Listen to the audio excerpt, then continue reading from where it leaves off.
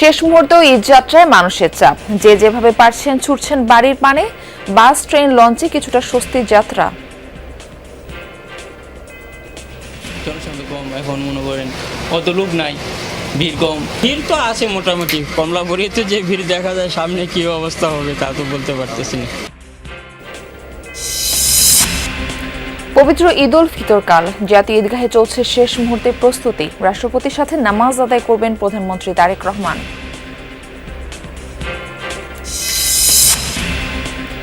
ঈদের পর তীব্র হতে পারে বিদ্যুৎ জ্বালানি সংকট, আশঙ্কা বিশেষজ্ঞদের। মূল্য সমন্বয়ের পাশাপাশি সংকট সামলাতে এখনই করণীয় ঠিক করার তাগিদ। নিঃসন্দেহে ঈদের পরে হয়তো একটা সিদ্ধান্ত নিতে হতে পারে যে আমাদের তেলের দাম বাড়াতে হবে। সরকারকে, কেন্দ্রীয় ব্যাংকে এখন থেকেই খুব ঠান্ডা মাথায় সমন্বয় করতে হবে। যুদ্ধ পরিস্থিতির মধ্যে সৌদি আরব সহ মধ্যপ্রাচ্যের দেশগুলোতে আজ উদযাপিত হবে ঈদ উল ফিতর। মক্কার হারাম শরীফ আর মসজিদে নবমীতে ঈদের নামাজে অংশ নেবেন লাখো মুসল্লি। শেষ মুহূর্তে শপিং মলগুলোতে কেনাকাটার ধুম, ভিড় না থাকায় স্বাচ্ছন্দ্যে পোশাক, প্রসাধনী সহ নানা জিনিস কিনছেন ক্রেতারা। আজকে বাচ্চাদের এতদিন সবার জন্য পারি না, আজকে ফ্রি পেয়েছে, আসছি, দেখি যাক কি কেনা যায়। পাস থেকে অনেক কিছু হয়ে গিয়েছে, এখন লাস্ট মিনিট শপিং হচ্ছে আর কি। খুব ব্যস্ত ছিলাম, ঈদের শপিং করা হয়নি, তো আজকে আসলাম। ঈদের ছুটির আমেজ জাফলংয়ের নীল জল থেকে ভোলাগঞ্জের সাদা পাথর এলাকায় কয়েক লাখ পর্যটক সমাগমের আশা সংশ্লিষ্টদের। একসাথে প্রায় 5,000 লোকের করতে পারবো আর কি, যাওয়া আসা করতে পারবো। দোকানও এখন বর্তমানে আমরা রেডি করতেছি ঈদের জন্য, কোনোভাবে যাতে পর্যটকরা এসে হয়রানির শিকার না হয়। এখানকার প্রশাসন, পুলিশ প্রশাসন সহ আমি র্যাবকে বলে দিচ্ছি।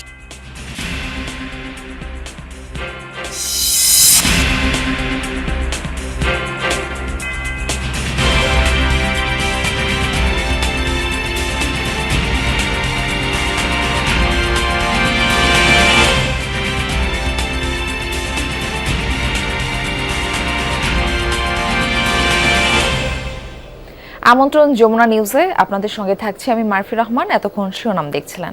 শেষ মুহূর্তের ঈদ যাত্রার খবর জানাবো শুরুতেই। রাজধানীর কমলাপুর রেল স্টেশন থেকে যুক্ত হচ্ছেন সহকর্মী আল আমিন হক অহন। আমরা যাচ্ছি তার কাছে। অহন, ঈদের ঠিক আগের দিনটিতে রেলে যাত্রীদের ভিড় কেমন দেখছেন? সেখানকার সার্বিক পরিস্থিতি আমাদের জানাবেন। এখানে আছেন, তারা টিকিট কাটার সুযোগ পেয়েছেন। আজও অনেকেই টিকিট কেটে তারপরেই রেলে যাত্রা করছেন। অর্থাৎ এইসব যাত্রী, আমি যেমনটি বলছিলাম, একটি বাড়তি যাত্রা, কারণ এটি শিডিউলের মধ্যেই ছিল না। আজ যদি ঈদ হয়ে যেত, যে কারণেই ট্রেনের এই শিডিউলটি করা হয় না, যে কারণে গতকাল রাতে এইসব যাত্রী অনেকেই হয়তো যাওয়ার কথাই ছিল না। যখন দেখেছেন ট্রেনের বেশ ফাঁকাই যাবে ট্রেনগুলো এবং নির্ধারিত সময় যেহেতু ছেড়ে যাচ্ছে, স্বস্তির যাত্রা হওয়ার কথা ছিল, যে কারণে সেই সব যাত্রী এখানে এসেছেন এবং তারা যাচ্ছেন। এবং স্বস্তির কথা আমি যেমনটি বলছিলাম, এর আগের ঘন্টাতেও নির্ধারিত সময়ে ট্রেন ছেড়ে যাচ্ছে, প্ল্যাটফর্ম একেবারেই ফাঁকা। এমনকি অন্যান্য সাধারণ দিনে, রেগুলার দিনে যেরকম মানুষজন এই যাত্রীরা এই প্ল্যাটফর্মে অবস্থান করেন, তার চেয়েও ফাঁকা। অর্থাৎ এটি যে ঈদের যাত্রা, সেটি একমাত্র যারা যাচ্ছেন তারাই বলতে পারছেন। পরিস্থিতি দেখে, চিত্র দেখে সেটি ঈদ যাত্রা বলার সুযোগ নেই, যে কারণে এটিকে স্বস্তির যাত্রায় তারা বলছেন। এবং একই সঙ্গে যাত্রীরা নানান অভিযোগ করে থাকেন। নানান সময় তারা বলেন যে ট্রেন নির্ধারিত সময়ে না যাওয়া কিংবা বিচ্ছিন্ন কিছু দুর্ঘটনা ঘটা, সেটি কতিপয় বাস মালিকদেরকে সুবিধা দেওয়ার জন্য কিনা, সেই প্রশ্নগুলো তারা করেন। সেটি খতিয়ে দেখার আহ্বানও তারা করে থাকেন। এবং একই সঙ্গে এইসব মানুষ প্রিয়জনের কাছে যাচ্ছেন ঈদের আনন্দ ভাগাভাগি করে নেওয়ার জন্য। এই নগরে খুব বেশি আনন্দের সুযোগ পাওয়া যায় না, খুব বেশি আনন্দের সুযোগ নেই বলেই তারা দিন শেষে ঘরে ফেরার জন্য তাগাদা পেয়ে থাকেন কিংবা ঘরে ফেরার জন্য উন্মুখ হয়ে থাকেন। সেসব মানুষই ঘরে ফিরছেন, যদিও নানান বিচ্ছিন্ন দুর্ঘটনার কথা আমরা শুনি। এবং এবার যেহেতু বেশ কয়েকদিন ঈদের আগে থেকেই ছুটির শুরু হয়েছে, সেই ছুটির কারণে আমরা দেখছিলাম সড়কে খুব বেশি চাপ পড়বে না এমনটি যদিও বলা হয়েছে, কিন্তু গতকাল একেবারে 17-18 ঘন্টা লেগে গেছে বিশেষ করে উত্তরাঞ্চলের যাত্রীদের। এবং তারপর গেল তার আগের দিন, পরশু দিনেও কিন্তু একই ঘটনা ঘটেছিল। যাত্রীদেরকে অনেকটা সময় সড়কেই থাকতে হয়েছে এবং এইসব যাত্রীরা বরাবরের মতোই বলেন যে বিশৃঙ্খল অবস্থা সড়কে তৈরি হয়, সেটা নিশ্চয়ই সরকার মনোযোগ দিবেন। তবে এবারও আমরা দেখেছি অন্যান্য বারের মতোই মনোযোগ একেবারেই ছিল না এমন অভিযোগ ছিল সাধারণ মানুষের, এবং তারা বলছিলেন সেটি শুধু সড়ক পথে নয়, লঞ্চ যাত্রার ক্ষেত্রেও সেটি ঘটেছে, একই সঙ্গে ট্রেন যাত্রার ক্ষেত্রেও একটি দুর্ঘটনা ঘটে গেল বুধবার, এবং সেটি নিশ্চয়ই চালকের গাফিলতিতে কিনা সেটি খতিয়ে দেখার কথা বলছিলেন। আমি যেমনটি বলছিলাম যে এই ট্রেনগুলো যদি সঠিক সময়ে যাতায়াত করে তাহলে কিন্তু সাধারণ যাত্রী যারা আছেন তারা সবসময়ই ট্রেনেই যাতায়াত করতে স্বাচ্ছন্দ্য বোধ করেন। সেই যে ট্রেনে যাতায়াত করতে গেলেই বাস মালিকদের কিংবা বাসে যাতায়াত কমে যায়, এবং সেটির কারণে অনেক সময় এ ধরনের কথাও আমরা শুনে থাকি। সেই বাস মালিকরা নানান উৎকোচ দিয়ে ট্রেনের দুর্ঘটনা ঘটিয়ে থাকেন, এমন কথা অনেকে বলে থাকেন, কিংবা ট্রেনের শিডিউলগুলো বিপর্যয় করিয়ে থাকেন। সেটি নিশ্চয়ই আর ঘটে না, বিশেষ করে এই নতুন বাংলাদেশে সেটি আর নিশ্চয়ই ঘটবে না এমন আশা, এমন প্রত্যাশা সাধারণ মানুষের। দিন শেষে ঘরে ফেরার যে আনন্দ সেটি নিশ্চয়ই আরও দ্বিগুণ হবে যখন তারা ঘরে ফিরে যাবেন। আর এইসব মানুষ বরাবরের মতোই বলে থাকেন যত কষ্টই হোক দিন শেষে ঘরে ফিরতে পারলে নিশ্চয়ই বাড়তি আনন্দ, বাড়তি ঈদের মাত্রা, আনন্দের মাত্রা যোগ করে। মার্ফি দর্শক, এবার আপনাদেরকে সদরঘাট লঞ্চ টার্মিনালের খবরাখবর জানতে চাই। সেখানে আছেন আমাদের আরেক সহকর্মী শামীম রেজা। শামীম, শেষ মুহূর্তে লঞ্চে যাত্রীদের ভিড় কেমন দেখছেন?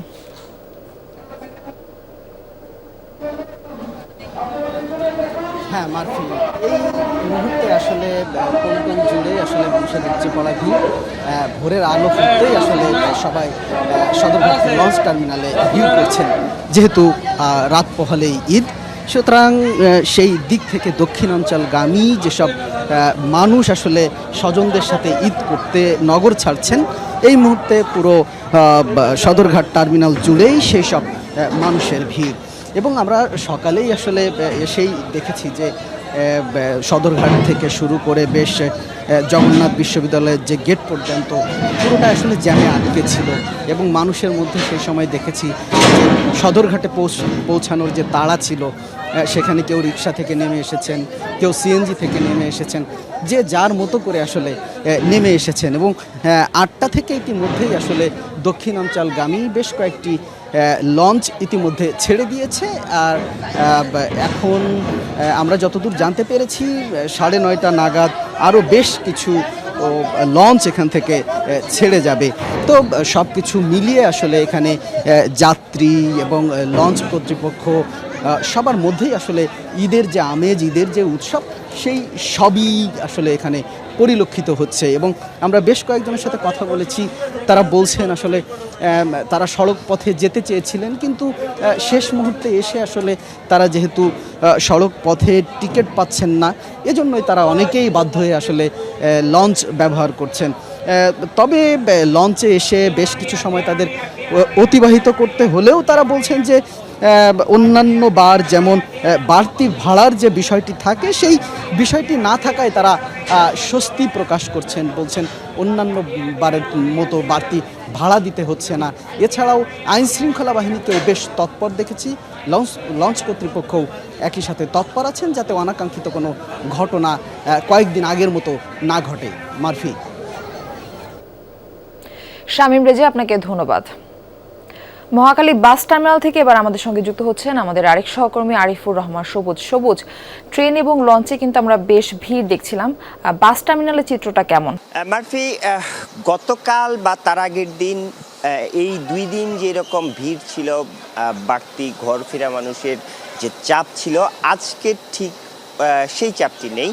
তবে মানুষ এখনও যাচ্ছে মহাখালী বাস টার্মিনাল, বিশেষ করে যারা দূরপাল্লার তারা আগেই চলে গিয়েছে, কিন্তু কাছাকাছি যারা, বিশেষ করে ময়মনসিংহ, জামালপুর সহ এই কাছাকাছি যে মানুষগুলো, তারা মূলত আজকে যাচ্ছে। এবং মহাখালী বাস টার্মিনালের যেইভাবে আমরা চাপ দেখি, সেইভাবে আসলে সকাল থেকে খুব বেশি যে চাপ ছিল তেমনটি বলা যায় না। তবে এখানে আপনি নিশ্চয়ই দেখতে পাচ্ছেন এই টার্মিনাল কেন্দ্রিক বিশাল একটা যানজট রয়েছে। অর্থাৎ বাসগুলো ঢোকা এবং বাসগুলো বের হওয়ার ক্ষেত্রে আপনি দেখছেন যে শত শত বাস কিন্তু রাস্তার মধ্যে দাঁড়িয়ে আছে এবং এই জায়গাটিতে মানুষের মধ্যে কিন্তু একটা ভোগান্তি, যে বাড়তি ভোগান্তি, সেই ভোগান্তিটিতে আছি। এবং এর পাশাপাশি যেহেতু মহাসড়কে গতকালকে কিছুটা যানজট ছিল, সে কারণে যারা আজকে বাড়ির পথে রওনা হয়েছেন তাদের মধ্যে এক ধরনের শঙ্কা, অর্থাৎ নির্দিষ্ট সময়ে বা নির্ধারিত সময়ে পৌঁছাতে পারবেন কিনা বাড়িতে, এবং এর পাশাপাশি পথে যে দুর্ভোগ, সেই দুর্ভোগের মধ্যে আরও পড়তে হয় কিনা। অর্থাৎ যাত্রার শুরুতেই কিন্তু মহাখালী বাস টার্মিনাল কেন্দ্রিক যেই দীর্ঘ জট, সেই জট সেখানে এক ধরনের ভোগান্তি, আবার পথেও যদি ভোগান্তি, সেরকম একটি সংখ্যা নিয়ে মূলত বাড়ির পথে যাত্রা করছেন। তবে আইন শৃঙ্খলা বাহিনী তৎপর রয়েছে, তারা চেষ্টা করছেন যার এই যে টার্মিনাল কেন্দ্রিক যে বাসগুলো যারা বের হচ্ছে, সেই বাসগুলোকে দ্রুত যেন এই সড়কে, মহাসড়কে উঠিয়ে দেওয়া যায়। এবং সব মিলিয়ে বলা যায় যে গত 2 দিনের যে রকম চাপ ছিল, সেই চাপ কিছুটা কম।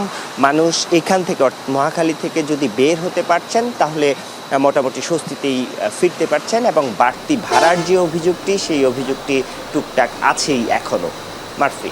সবুজ, আপনাকে ধন্যবাদ। ঢাকা টাঙ্গাইল মহাসড়কে চন্দ্রায় আছেন আমাদের আরেক সহকর্মী মাহফুজুর রহমান নিপু, আমরা তার সঙ্গে যুক্ত হচ্ছি। নিপু, মহাসড়কে ঘরমুখো মানুষের চাপ কেমন দেখছেন? মাফি, গত কয়েকদিনের থেকে আজকে কিন্তু একেবারে আমরা দেখছি যে নবীনগর চন্দ্রা মহাসড়ক কিংবা ঢাকা টাঙ্গাইল মহাসড়কের যে গুরুত্বপূর্ণ পয়েন্ট চন্দ্রা, এখানকার পরিস্থিতি কিন্তু একেবারেই স্বাভাবিক রয়েছেন।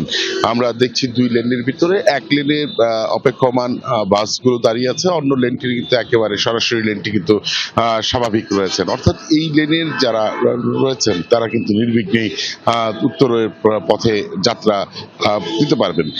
একটি বিষয় জানিয়ে রাখি, আজকে সকাল থেকে কিন্তু আমরা দেখেছি যে আগে যে আইন শৃঙ্খলা রক্ষাকারী বাহিনীর সদস্যরা তারা যেভাবে কঠোর কড়াকড়ি ছিল দায়িত্ব পালনে, আজকে কিন্তু বেশ শিথিল রয়েছে। অর্থাৎ পরিস্থিতি স্বাভাবিক বিদায় কিন্তু এখানকার আইন শৃঙ্খলা রক্ষাকারী বাহিনীকে তেমন চোখে পড়ছে না। আজকে যেটি দেখতে পাচ্ছি যে গতকালকে যাত্রীদের জন্য, গতকালকে যাত্রীরা কিন্তু বাসের জন্য অপেক্ষা করছিলেন। আজকের চিত্র হচ্ছে বাস এবং বাসগুলো কিন্তু যাত্রীর জন্য অপেক্ষা করছেন, এমন চিত্র কিন্তু আমরা এখন পর্যন্ত চন্দ্রাতে দেখছি। আপনাকে জানিয়ে রাখি যে এই যে যারা ঢাকা থেকে গাবতলী হয়ে নবীনগর মহাসড়ক দিয়ে যারা চন্দ্রা অতিক্রম করবেন, কিংবা ঢাকা টাঙ্গাইল মহাসড়ক দিয়ে যারা চন্দ্রা অতিক্রম করবেন, পথে কিন্তু একেবারে নির্বিঘ্নে তারা চন্দ্রা পার হতে পারবেন, এমনটি কিন্তু আমরা দেখতে পাচ্ছি।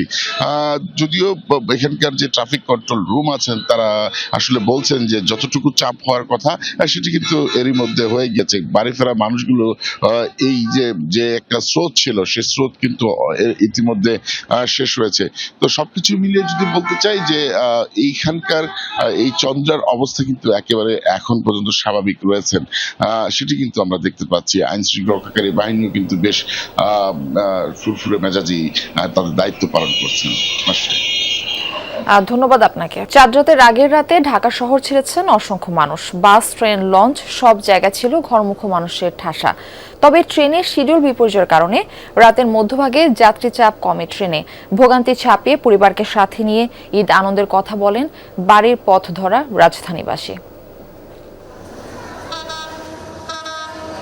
ট্রেন বিকাল 5টার, বিমানবন্দর স্টেশনে আসার কথা বিকাল 5:30টার মধ্যে, কিন্তু চিলাহাটি এক্সপ্রেস যখন এলো তখন ঘড়িতে সময় রাত 1টা। বগুড়ার সান্তাহারের দুর্ঘটনার রেশ যে তখনও কাটেনি এই ট্রেনের যাত্রা বিলম্বে, সেটি স্পষ্ট। আমাদের উত্তরবঙ্গের লোকদের জন্য খুব দুঃখ সমস্যা কিছুই না। প্রত্যেকটা ট্রেন আমাদের চিলাহাটিতে, আর প্রত্যেক জনের ট্রেন যদি বিলম্ব হইতেছে তা পঞ্চগড়টা হয়তো সেরি করে আমরা উঠতে পারতাম। ট্রেন তো টাইম দিছিল 5টা, দেন কোনো কারণে এখন তো 12টায় টাইম দিছে, লাস্ট টাইম 12টা, এখন পর্যন্ত ট্রেনের অপেক্ষায়। কাউন্টারে স্ট্যান্ডিং টিকিট নেই, টিটি সাহেবরা বলতেছে যে ট্রেন থেকে স্ট্যান্ডিং টিকিট নেওয়ার জন্য। তা আমরা ট্রেন থেকে স্ট্যান্ডিং টিকিট নিব, ঠিক আছে, আমাদেরকে প্ল্যাটফর্মে বিনামূল্যে প্রবেশ করানো দিতে হবে। যদি কোনো রকম বাই এনি চান্স ট্রেনে ঢুকতে পারি, আলহামদুলিল্লাহ শুক্রিয়া, তাহলে হয়তো আলহামদুলিল্লাহ খুব সেফলি বাসায় পৌঁছাইতে পারবো। টানা বেশ কয়েকটি ট্রেনের যাত্রা বাতিল আর শিডিউল বিপর্যয়ের ফলে রাতের মধ্যভাগে কমে আসে যাত্রী চাপ। শেষ দিকে যে ট্রেনগুলো বিমানবন্দর স্টেশনে থেমেছে সবগুলোতে যাত্রী একেবারে স্বাভাবিক।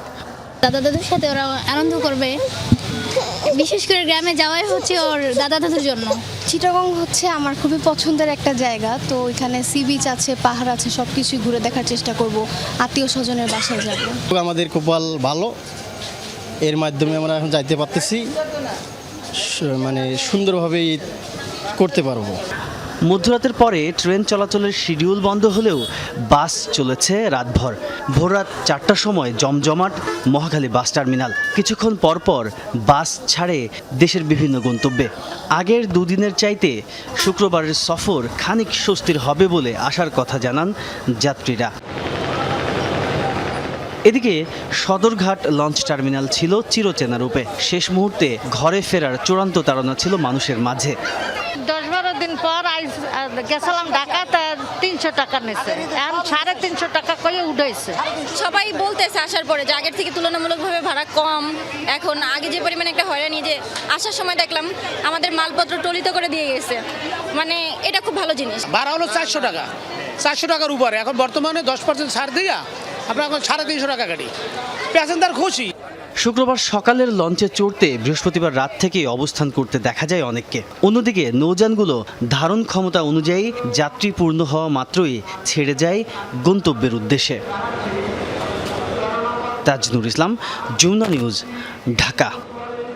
গতকাল দেশের আকাশে কোথাও পবিত্র শাওয়াল মাসের চাঁদ দেখা যায়নি। আগামীকাল শনিবার উদযাপিত হবে পবিত্র ঈদ উল ফিতর। বৃহস্পতিবার সন্ধ্যায় ইসলামী ফাউন্ডেশনের সভাকক্ষে ধর্মমন্ত্রী কাজী শাহ মোফাজ্জল হোসেন কায়কোবাদের সভাপতিত্বে জাতীয় চাঁদ দেখা কমিটির সভায় এই সিদ্ধান্ত হয়। সারা দেশ হতে প্রাপ্ত তথ্য বিশ্লেষণ করে জানানো হয় 1447 সালের পবিত্র মাহে রমজান মাস পূর্ণ 30 দিনে হচ্ছে। বাংলাদেশের সকল জেলা উপজেলা প্রশাসন, আবহাওয়া অধিদপ্তর, মহাকাশ গবেষণা সংস্থা স্পার্সো হতে চাঁদ দেখা সংক্রান্ত তথ্য নেয় জাতীয় চাঁদ দেখা কমিটি। আগামী 1 শাওয়াল 1447 হিজরি 7 চৈত্র 1432 বঙ্গাব্দ 21 মার্চ 2026 তারিখ শনিবার সারা দেশে পবিত্র ঈদ উল ফিতর অনুষ্ঠিত হবে ইনশাআল্লাহ। এবার 40,000 মুসল্লির সঙ্গে জাতীয় ঈদগাহ মাঠে নামাজ আদায় করবেন প্রধানমন্ত্রী তারেক রহমান, জানিয়েছেন স্থানীয় সরকার প্রতিমন্ত্রী মীর শাহে আলম। বলেন, ঈদগাহে নামাজ আদায় করবেন রাষ্ট্রপতি মোহাম্মদ শাহাবুদ্দিন। ঈদ জামাতকে কেন্দ্র করে নেওয়া হয়েছে কয়েক স্তরের নিরাপত্তা ব্যবস্থা। জানামাজ আর মোবাইল ফোন ছাড়া কোনো ব্যাগ বা দাহ্য বস্তু বহন করা যাবে না ঈদ জামাতে। 35,000 পুরুষ, 3,500 নারীর একসঙ্গে ঈদের নামাজের আয়োজন এবার জাতীয় ঈদগাহে। প্রস্তুতি সব শেষ, চলছে শেষ মুহূর্তের নজরদারি। ঈদগাহ ময়দানের ভেতর, বাহির ও আশপাশে লাগানো হয়েছে সিসি ক্যামেরা। মনিটর করা হচ্ছে কন্ট্রোল রুম থেকে। আছে watch tower, dog squad, drone surveillance সহ সকল নিরাপত্তা ব্যবস্থা। বহু বছর পর এবার জাতীয় ঈদগাহে নামাজ আদায় করবেন প্রধানমন্ত্রী তারেক রহমান। ঈদগাহের প্রস্তুতি পরিদর্শন করে স্থানীয় সরকার প্রতিমন্ত্রী জানান, মুসল্লিরা প্রধানমন্ত্রীর সঙ্গে ঈদগাহে শুভেচ্ছা বিনিময়ও করতে পারবেন। দীর্ঘদিন পর জাতি মহামান্য রাষ্ট্রপতির সাথে একজন পুরুষ প্রধানমন্ত্রী হিসাবে এই ঈদে একসঙ্গে দুইজন ভিভিআইপিকে নামাজ পড়ার জন্যে দেখবেন এবং যে সমস্ত মুসল্লিরা এখানে উপস্থিত থাকবেন তারা তাদের সঙ্গে সাক্ষাৎ করতে পারবেন। ঢাকা মহানগর পুলিশ প্রধান জানান, জাতীয় ঈদগাহ ছাড়াও মহানগরের 1599 মসজিদে 1771টি ঈদ জামাতের নিরাপত্তা নিশ্চিত করবে ডিএমপি। জাতীয় ঈদগাহে জায়নামাজ আর মোবাইল ফোন ছাড়া অন্য কিছু বহন না করার নির্দেশ পুলিশের। জায়নামাজটাই ক্যারি করা, মোবাইল ফোন ক্যারি করতে পারবে, তবে ভিভিআইপি এলাকায় অবশ্যই কারা ঢুকবেন সেটা নির্ধারিত আছে। ঈদের দিন ভোরে 25 মিলিমিটারের বেশি বৃষ্টি হলে এবং তা আধা ঘন্টার বেশি চললে জাতীয় ঈদগাহের সকাল 8:30টার মূল জামাত অনুষ্ঠিত হবে বাইতুল মোকাররম জাতীয় মসজিদে সকাল 9টায়। 25+ এবং সেটা যে আধা ঘন্টা থেকে 1 ঘন্টা পর্যন্ত কন্টিনিউ করে তখন হয়তো চেঞ্জ করার হয়তো প্রয়োজন হবে। আদারওয়াইজ আমাদের যে ব্যবস্থা আছে সেটি আমরা মনে করছি যে পর্যাপ্ত, খুব একটা সমস্যা হবে না। নিরাপত্তার স্বার্থে পুলিশের তল্লাশির কাজে সহায়তা করতে মুসল্লিদের প্রতি আহ্বান জানিয়েছে আইনশৃঙ্খলা বাহিনী। আখলাকুস সাফা, যমুনা নিউজ, ঢাকা। মধ্যপ্রাচ্য পরিস্থিতি স্বাভাবিক না হলে ঈদের পর জ্বালানি ও বিদ্যুৎ সংকট তীব্র হতে পারে বলে আশঙ্কা করছেন বিশ্লেষকরা। তাদের পূর্বাভাস, আগামী মাসে জ্বালানি তেল, গ্যাস সবকিছুর দাম বাড়াতে হবে সরকারকে। তা না হলে বিপুল পরিমাণ ভর্তুকি দেয়া অর্থনীতির জন্য কঠিন চ্যালেঞ্জ হবে বলেও ধারণা তাদের। সংকট সামলাতে এখনই সরকারকে সম্ভাব্য করণীয় নির্ধারণের পরামর্শ দিচ্ছেন তারা। ইরান ইসরায়েল যুক্তরাষ্ট্র যুদ্ধ শেষ পর্যন্ত গড়িয়েছে জ্বালানি যুদ্ধে। একের পর এক ইরানের জ্বালানি স্থাপনায় হামলা আর জবাবে ইসরায়েল সহ মধ্যপ্রাচ্যের বিভিন্ন দেশেও গ্যাস ও তেল ক্ষেত্রে মিসাইল নিক্ষেপ করেছে ইরান। আর যুদ্ধের শুরুর দিকেই হরমুজ প্রণালীতে জাহাজ চলাচল বন্ধ করায় তার প্রভাব পড়েছে পুরো বিশ্বেই। এরই মধ্যে অস্থির জ্বালানি তেলের আন্তর্জাতিক বাজার, ব্যারেল প্রতি দাম উঠেছে $120 পর্যন্ত। ফলাফল, এরই মধ্যে 39টি দেশে বেড়েছে জ্বালানি তেলের দাম। পরিস্থিতি মোকাবেলায় নানা সাশ্রয়ী উদ্যোগ নিয়েছে বিভিন্ন দেশ।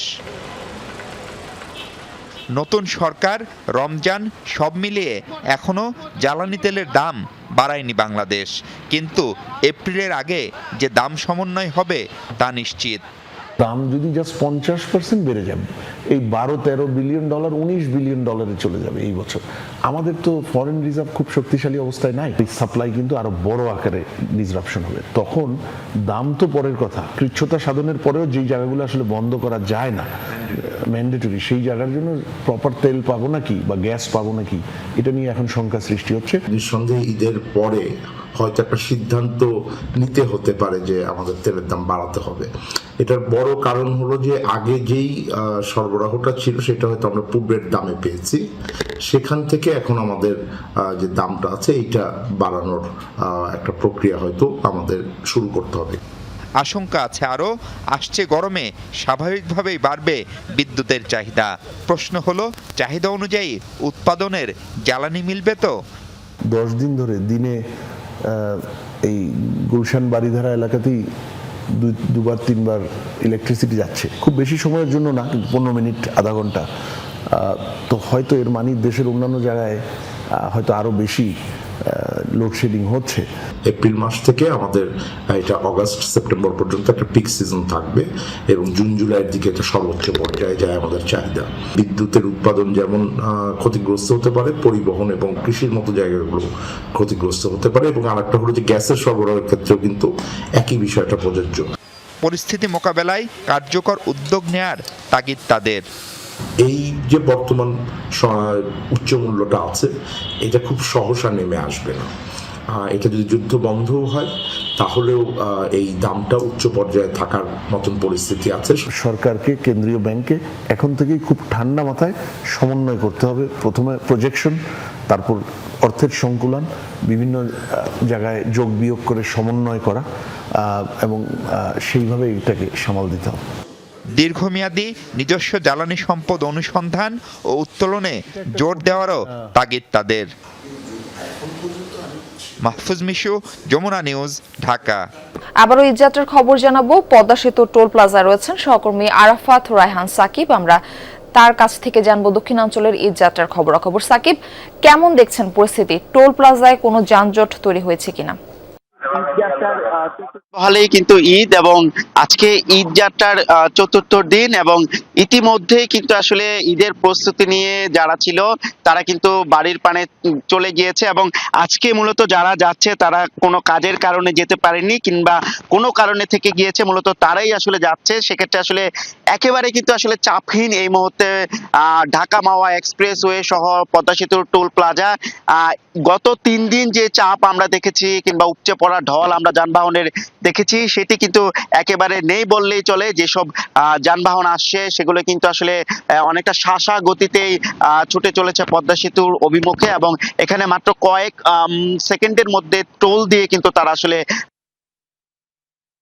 হয়েছে। এবং আপনাকে বলে রাখি, গত আসলে পদ্মা সেতুতে 39,280টি যানবাহন পারাপার হয়েছে। সেক্ষেত্রে টোল আদায় হয়েছে 4,48,00,00,000 টাকা এবং এই নিয়ে কিন্তু এই ঈদযাত্রার গত 3 দিনে মোট কিন্তু আসলে প্রায় 13 কোটি টাকা টোল আদায় হয়েছে এবং 1,20,000-এর মতো টোল আদায় সাকিব, আপনাকে ধন্যবাদ। সাকিব আমাদের জানাচ্ছিলেন টোল প্লাজার খবরাখবর। এবার আমরা যাচ্ছি ঢাকা টাঙ্গাইল মহাসড়কের যমুনা সেতু থেকে। সেখান থেকে যুক্ত হচ্ছেন সহকর্মী গোলাম মোস্তফা রুবেল। আমরা তার সাথে যুক্ত হচ্ছি। রুবেল, সেতু পারাপারে যানবাহনের চাপ আছে কিনা, সার্বিক পরিস্থিতি কেমন দেখছেন সেখানে? মারফি, আসলে গতকালের চেয়ে অনেকটাই স্বস্তি ফিরেছে মহাসড়কে, যানবাহন কিন্তু অনেকটাই কম রয়েছে। আমি যমুনা সেতুর ঠিক পশ্চিম গোলচত্বর এলাকায় দেখানোর চেষ্টা করি। আপনি দেখতে পারবেন যে আসলে খুব তেমন কিন্তু আসলে আজকে যানবাহন নেই, যতটুকু আছে তাও কিন্তু অনেকটাই স্বাভাবিক গতিতেই চলাচল করছে। অর্থাৎ কোনো প্রকার কিন্তু কোনো যানজট কিংবা দুর্ঘটনা কোনোটাই কিন্তু এবার মহাসড়কে নেই। যমুনা সেতুর গোলচত্বর এলাকা যেটি রয়েছে সেই এলাকাতে কিন্তু আসলে পর্যাপ্ত পরিমাণ এখানে যানবাহন চলাচল করছে এবং ইতিমধ্যে কিন্তু ঈদের এই 4 দিনে যমুনা সেতু থেকে 1,97,000 গাড়ি কিন্তু ইতিমধ্যেই চলাচল করেছে এবং এতে প্রায় 12,95,00,000 টাকা কিন্তু এখানে টোল আদায় করেছে যমুনা সেতু কর্তৃপক্ষ, এমনটা কিন্তু আমাদেরকে তথ্য নিশ্চিত করেছেন। তবে এই যে আজকে দেখতে পারবেন যে যমুনা সেতু থেকে শুরু করে হাটিকুমুর বনপাড়া মহাসড়ক পর্যন্ত যে আমাদের লেনটি রয়েছে এটি কিন্তু প্রশস্ত করার কারণে মূলত এবং সিরাজগঞ্জ জেলা পুলিশ যারা রয়েছেন জেলা পুলিশের পর্যাপ্ত পরিমাণ নিরাপত্তার চাদরে ঢেকে রাখার কারণে কিন্তু এবছরে তেমন কোনো যানজট আমরা লক্ষ্য করিনি এবং আজও কিন্তু সম্ভাবনা নেই।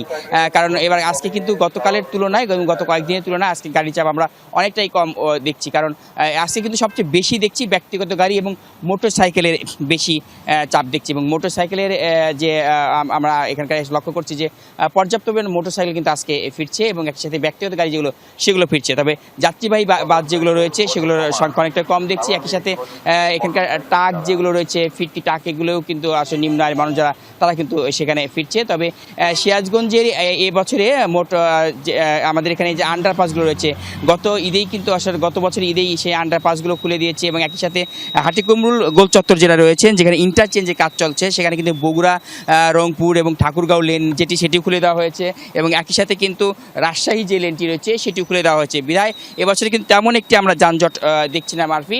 তারপরেও সিরাজগঞ্জের জেলা পুলিশ এবং হাইওয়ে পুলিশ যারা রয়েছেন তারা পর্যাপ্ত পরিমাণে কিন্তু প্রতিটি মোড়ে মোড়ে তাদের সেখানে ব্যবস্থা করে রাখা, পর্যাপ্ত পুলিশ ব্যবস্থা করে রাখা হয়েছে, যে কারণে কিন্তু আসলে সিরাজগঞ্জে এবার যানজট লাগেওনি এবং যাকার সম্ভাবনাও নেই।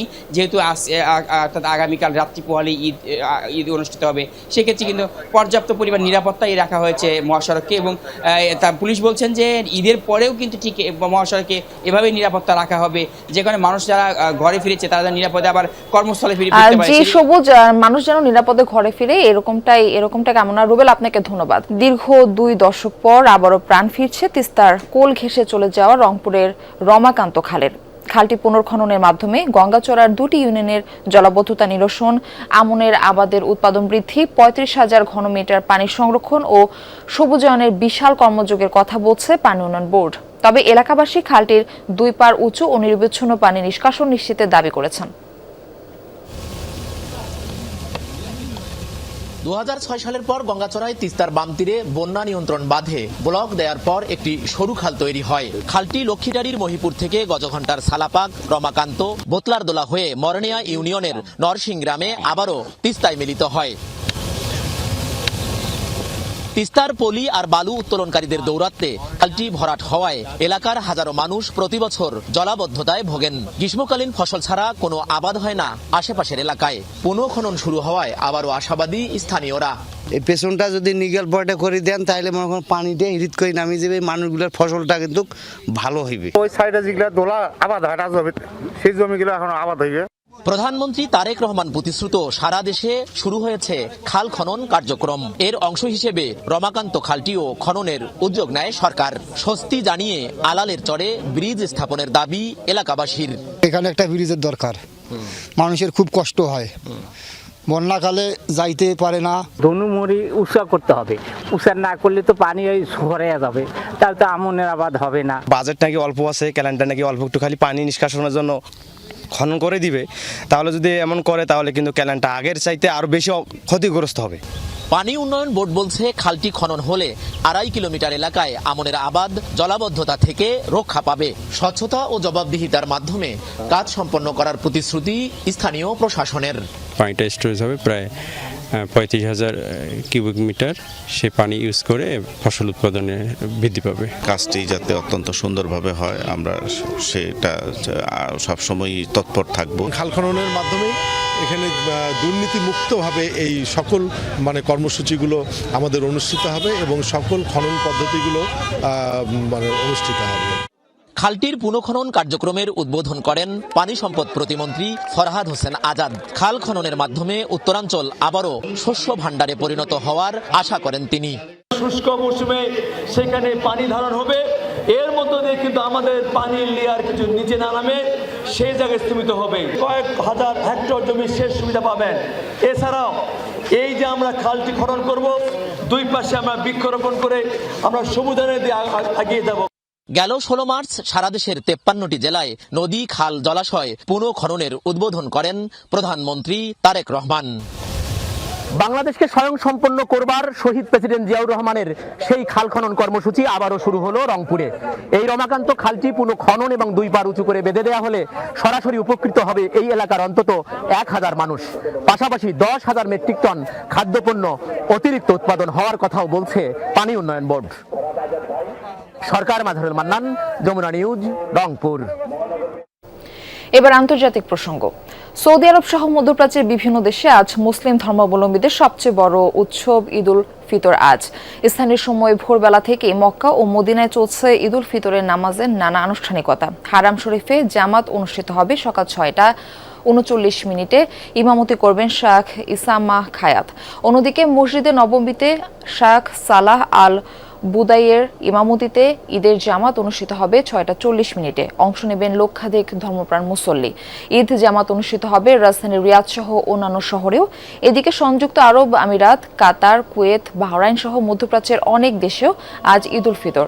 বুধবার কোথাও চাঁদ দেখা না যাওয়ায় এবার 30টি রোজায় পালন করছেন দেশগুলোর মুসলমানরা। এদিকে বাংলাদেশ, ভারত, পাকিস্তান, শ্রীলঙ্কা, ইন্দোনেশিয়া সহ অন্যান্য দেশে ঈদুল ফিতর উদযাপিত হবে শনিবার।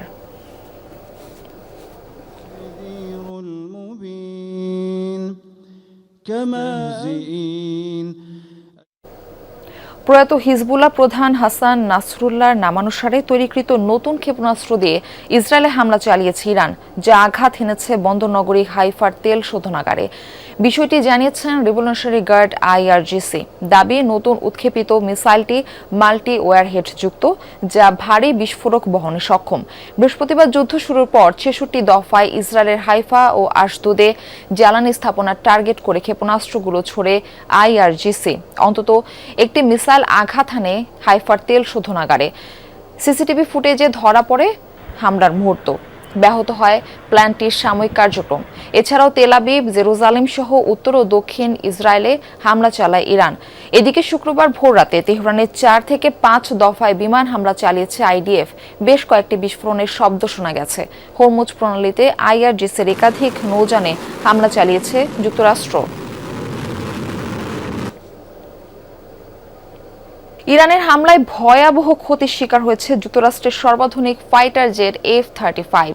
তেহরানের এমন দাবির পর থেকেই আলোচনায় 5th জেনারেশনের যুদ্ধ বিমানটি।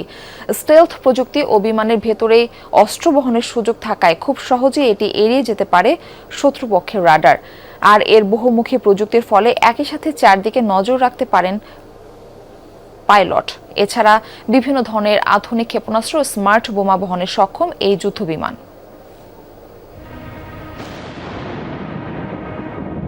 হামলার শিকার হচ্ছে 5ম প্রজন্মের অত্যাধুনিক মার্কিন ফাইটার জেট F-35। ভিডিওটি প্রকাশ করেছে ইরানি গণমাধ্যম। বুধবার মধ্যরাতের হামলার পর থেকেই আলোচনায় যুক্তরাষ্ট্রের সর্বাধুনিক প্রযুক্তির যুদ্ধবিমানটি। এই উড়োযানের সবচেয়ে বড় শক্তি এর স্টেলথ প্রযুক্তি, যার ফলে সহজে শত্রুপক্ষের রাডারে ধরা পড়ে না এটি। বিমানের অভ্যন্তরে অস্ত্র বহনের সুবিধা থাকায় আরও কমে যায় এর রাডার সিগনেচার। ফলে শত্রুর প্রতিরক্ষা ভেদ করে গভীরে ঢুকে আঘাত হানতে পারে এই ফাইটার জেট। F-35 এ রয়েছে অত্যাধুনিক সেন্সর ফিউশন ও নেটওয়ার্কিং ক্ষমতা, যার মাধ্যমে অন্য বিমান, জাহাজ এবং স্থলবাহিনীর সঙ্গে রিয়েল টাইমে তথ্য আদান প্রদান করতে পারে এটি। বিমানটির রাডার, চারপাশের সেন্সর ক্যামেরা এবং টার্গেট শনাক্তকারী সিস্টেম একসাথে কাজ করে, ফলে পাইলট বিমানের ভেতরে বসেই চারপাশ এক নজরে দেখতে পারে। পারফরমেন্সের দিক থেকে অত্যন্ত শক্তিশালী এই স্টেলথ যুদ্ধবিমান। ঘন্টায় প্রায় 2000 কিলোমিটার বেগে উড়তে সক্ষম এটি। একই সঙ্গে বিভিন্ন ধরনের আধুনিক মিসাইল ও স্মার্ট বোমা বহন করতে পারে F-35, যা একে দেয় বহুমুখী আক্রমণের সক্ষমতা। ফাইটার জেটটির রয়েছে মোট 3টি ভ্যারিয়েন্ট। প্রথম সংস্করণটি কেবল সাধারণ রানওয়ে ব্যবহারে সক্ষম, পরেরটি স্বল্প দূরত্বে উড্ডয়ন ও উল্লম্ব অবতরণে পারদর্শী, আর সর্বশেষ সংস্করণটি ডিজাইন করা হয়েছে বিমানবাহী রণতরীতে ব্যবহারের জন্য। রেজবানা সায়মা, যমুনা নিউজ। উত্তরের হাটগুলোতে মুড়ি কাটা পেঁয়াজের সরবরাহ বেড়েছে। বাজারে বিক্রি হচ্ছে মাত্র 15 থেকে 20 টাকা কেজিতে। কৃষকের দাবি, এতে উৎপাদন খরচই উঠছে না, মোকামে চাহিদা কম বলছেন ব্যবসায়ীরা। রাজশাহীর তাহিরপুর হাট ঘুরে এসে আরো জানাচ্ছেন সহকর্মী শফিক ছোটন, ছবি তুলেছেন সাব্বির হোসেন। পেঁয়াজের বড় হাট রাজশাহীর তাহিরপুর। মুড়ি কাটার নতুন ফলন বিক্রি করছেন চাষিরা। উৎপাদন ভালো হওয়ায় চলতি সপ্তাহে সরবরাহ কিছুটা বেড়েছে। মৌসুমের শুরুতেই নিম্নমুখী বাজার দর, হাটে ফলন বিক্রি করতে গিয়ে লোকসানের বড় ধাক্কায় কৃষক। চাষিরা বলছেন, সপ্তাহের ব্যবধানে প্রতি মনে কমেছে 250 থেকে 300 টাকা। প্রকারভেদে রানী পেঁয়াজ মাত্র 12 থেকে 15 টাকা, আর ভালো মানের দেশীয় জাতের পেঁয়াজ বেচা কেনা হচ্ছে 15 থেকে 20 টাকা দরে। পেঁয়াজ 500 টাকা মন বেচলে পেঁয়াজ পড়েছে 800 টাকা মন, আর বেচতেছি 500 টাকা মন, তাহলে কি থাকে বলেন? 700 টাকা পাট মানুষ নিয়ে পেঁয়াজ তোলা, কাটা 50 টাকা মন, 50 টাকা মন কাটা, তাহলে কৃষকের কি থাকবে? যোগান ভালো থাকায় আড়তগুলোতে দামও কম, ফলে উৎপাদন খরচই উঠছে না। হতাশ হয়ে বাড়ি ফিরছেন কৃষক। কি হবে তোমার বুঝাতেন না যে সার পামচ দিয়ে পেঁয়াজ করে কি পাত্তা হবে? তুলে লিছি মানুষ দেয় সব বেঁচে কিনা মোট কথা ওর দিয়ে শেষ। পেঁয়াজের দাম খুবই কম এবছরে, যে খরচের দাম পানির দামে মানে পেঁয়াজ বিক্রি হচ্ছে। গেল মৌসুমে পাইকারি হাটে মুড়ি কাটা পেঁয়াজের সর্বনিম্ন দর ছিল 35 টাকা। চলতি বাজার দরের জন্য বাড়তি সরবরাহ আর খুচরা বাজারে চাহিদা কম থাকার অজুহাত দিচ্ছেন ব্যবসায়ীরা। এত দাম কমের জন্য মোকামে বাজার পর্যাপ্ত পরিমাণে আমদানি, সেখানে আমদানি বেশি, কিনালো বেশি, কিন্তু বিষয়টা হলো মোকামে তো পেঁয়াজ খাইতে হবে। মোকামে পেঁয়াজের দাম খুবই কম। আমরা তো বেশি দামে কিনতে পারতাম, কিন্তু অনেক আমদানি, অনেক লোক আসছে, এই জন্য দামটা একটু কমে আছে। রাজশাহী অঞ্চলে এবছর প্রায় 2.5 লাখ মেট্রিক টন পেঁয়াজ উৎপাদনের লক্ষ্য রয়েছে। সপ্তাহ দুয়েকের মধ্যেই হাটে আসবে নতুন হালি পেঁয়াজ। শফিক ছোটন, যমুনা নিউজ। ঠাকুরগাঁয়ে হানি ফিলিং স্টেশন নামে একটি পেট্রোল পাম্পে হামলা ভাঙচুর করেছে দুর্বৃত্তরা। বৃহস্পতিবার রাতে ঠাকুরগাঁও ঢাকা মহাসড়ক পল্লী বিদ্যুৎ সমিতি সংলগ্ন এলাকায় এই ঘটনা ঘটে। পাম্প কর্তৃপক্ষ জানান, বৃহস্পতিবার তারাবির নামাজের পর গাড়ি আনলোড করে ক্রেতাদের জ্বালানি বিক্রি শুরু করা হয়। এ সময় পাম্পের শতাধিক মোটরসাইকেল আরোহী তেল নিতে আসেন। বিশৃঙ্খলা এড়াতে তাদের লাইন করে একে একে তেল সরবরাহ করা হয়। রাত 11টার দিকে হঠাৎ লাইনে থাকা কিছু মোটরসাইকেল আরোহী হট্টগোল শুরু করে। এক পর্যায়ে তারা অফিস কক্ষে ইট পাটকেল ছুড়তে থাকে। বাঁশ, লাঠিসোঁটা নিয়ে ভাঙচুর করে ও পাম্পের কর্মচারীদের মারধর করা হয়। এ সময় পাম্পের 2 কর্মচারী আহত হয়। ঘটনাটি তদন্ত করে ব্যবস্থা নেওয়া হবে বলে জানায় প্রশাসন। দিন ফুরালেই পবিত্র ঈদ উল ফিতর। শেষ মুহূর্তে তাই কেনাকাটার ধুম শপিং মলগুলোতে। ভিড় এড়াতে কেউ শপিং শুরু করেছেন এখন, কেউ আবার তালিকার তলানিতে রয়ে যাওয়া কোনো প্রসাধনী কিনে নিচ্ছেন ঝটপট। ভিড় না থাকায় শেষ কেনাকাটায় মিলছে স্বস্তি। বছর ঘুরে আবারও দোরগোড়ায় ঈদ। এই ঈদের খুশি মানেই নতুন পোশাক আর প্রিয়জনদের সঙ্গে অনেকটা সময় কাটানো। তাই শেষ মুহূর্তে প্রিয় মানুষগুলোর জন্য কেনাকাটায় ব্যস্ত বহু মানুষ। ভিড়ের ভোগান্তি এড়াতে অনেকেই ঈদের মূল কেনাকাটা করছেন এখন। অনেকে আবার শেষ মুহূর্তে তালিকা থেকে বাদ পড়া কোনো প্রসাধনী কিনতে ব্যস্ত। মাশাআল্লাহ, কেনাকাটা শেষ, এখন তো আসছি জাস্ট 2-1টা ছাড়া পড়ছে এটা কেনার জন্য। আজকে বাচ্চাদের এতদিন সবার জন্য পারি না, ফ্রি হয়েছে আসছি, দেখি যাক কি কেনা যায়, সবার জন্য কিনবো। 5 থেকে অনেক কিছু হয়ে গিয়েছে, এখন লাস্ট মিনিট শপিং হচ্ছে আর কি।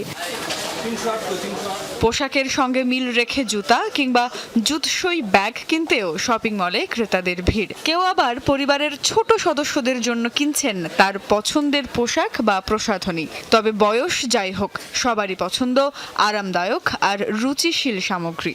প্ল্যানই ছিল লাস্ট মোমেন্টে আসবো, একটু ভিড়টা যাতে অ্যাভয়েড করা যায়। খুব ব্যস্ত ছিলাম, ঈদের শপিং করা হয়নি, তো আজকে আসলাম। ভ্যারাইটি অ্যাকচুয়ালি অনেক, মানে হচ্ছে কি যে আমি অনেকগুলো সব ঘুরে পছন্দের মতো কিছু না কিছু পাবোই। আজকে আসছি প্রথম, বাচ্চার জন্য কেনাকাটা করতে আসছি। শেষ সময়ের কেনাকাটায় ভোগান্তিহীন ক্রেতারা, তাই স্বস্তি আর আনন্দে চলছে কেনাকাটার ধুম।